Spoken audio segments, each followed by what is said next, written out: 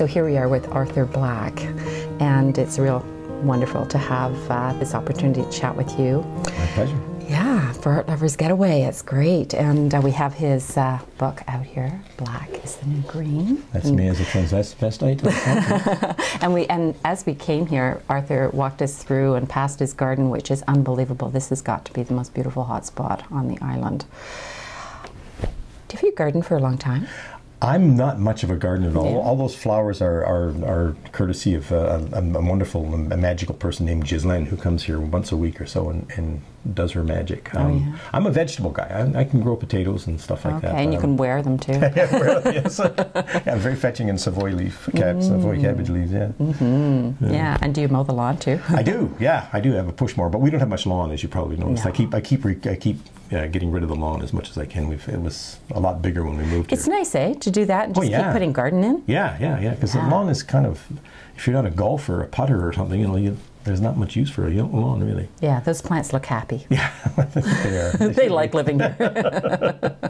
Well, the other thing is we live by the ocean, so I get lots of compost. I get a lot of seaweed, and seaweed is just an amazing thing. It's I just put it in our compost bins, and it deters the slugs because it's got salt in it, which is good. The salt from the seaweed? Yeah, that's don't like the trick. Yeah, it seems to work. I never thought of that, but and then it breaks down and it makes the most wonderful soil. Yeah. So you harvest that in the fall? I harvest it all summer long, like whenever there's, well, not all summer, but every once in a while there's a big blow and you go down to the beach and there it is. And are you tempted to eat it? You know, that beautiful Japanese cooking with wakamame and all these exotic seaweeds? No, I can't say, but I must say that it has occurred to me that the dirt that it makes looks like black forest cake. It's just why, and you think, no, you can't eat that. That's dirt. Oh, happy birthday! But it is nice to run your hands through it anyway. Yeah. Oh, yum. So, Arthur, how did you get into writing? I got into writing when I realized there was nothing else I was very good at. I had I totaled up the jobs I had one time, and I think it was 28 jobs that I had, and I did mostly very badly at them. And suddenly, then I remembered something that an old English teacher had said back in about grade 11. He said, "You certainly have a fine natural ability with words." I thought, "Oh, I didn't know that." So I kind of backed into it really from other jobs where I didn't distinguish myself at all. Yeah, but you had a beautiful gift of conversation. Well, I don't know about that. I don't know. What I had was some beautiful editors at CBC that took out all my dumb comments and made me sound a lot more intelligent than I am. So. But I've heard you talk. Oh, okay. Yeah. So no, they were beautiful. I mean, you have such a beautiful way. Well, I love words. I do love words, and they fascinate me all the time. So did it feel like a natural evolution then, just to put those words in writing? It felt very comfortable. It felt like something I just wanted to do. I think some people, it's a kind of a tinkering thing. I think about it all the time, and I'm always doing little mental crosswords. I guess I just love it. So you must write about this.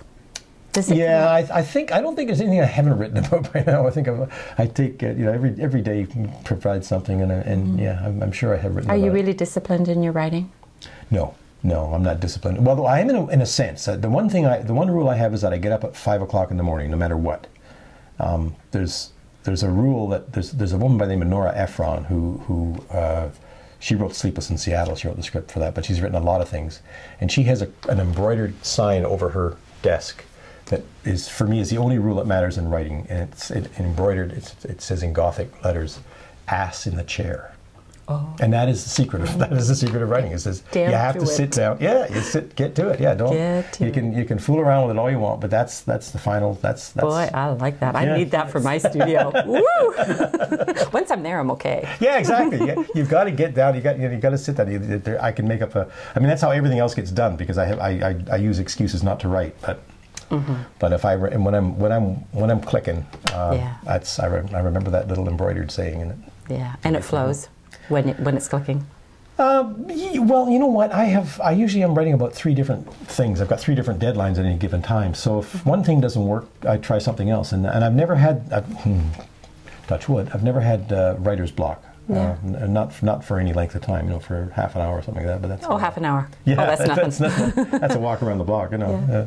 which is also a good thing to do when you have writer's block. Do you like deadlines? I absolutely need deadlines. If I didn't have deadlines, I would never get anything done because, as I say, I'm a great excuse maker. You know, Do you put them on yourself? No, they're imposed from without. There's always an editor sounds like a bad world out there, the without world. There's always some editor going like that in my head. Anyway, you know. I remember the one time that I didn't realize how important it was. I had a producer in CBC early in my career, and she was such a lovely lady. She used to be so kind, and she'd bring me lattes, and oh, I really like your work and everything. And I went in one day and I said, I don't have anything today, and it was like she turned into a shark in front of me. She went, you don't have anything today? It's 4 o'clock. You've got to have something today. And I that was just a big, wonderful game to me. And all of a sudden I realized it's not a game. Other people depend on you. Yeah, so that was the last deadline I missed. And I never wanted to see that look in an editor's eye again. I'm just curious, Arthur. Tell us about your feeling about the arts here on Salt Spring. Well, it's not the first time I've been asked that. And I spent some time last year thinking about it, and there was a book called the Salt Spring Studio Tour, Artisan Profiles. They asked me they asked me basically the question you just asked. So I wrote this. I said, this book, this studio tour, this is your key to a magic island named Salt Spring, where it seldom snows and the sun always shines, although sometimes in liquid form.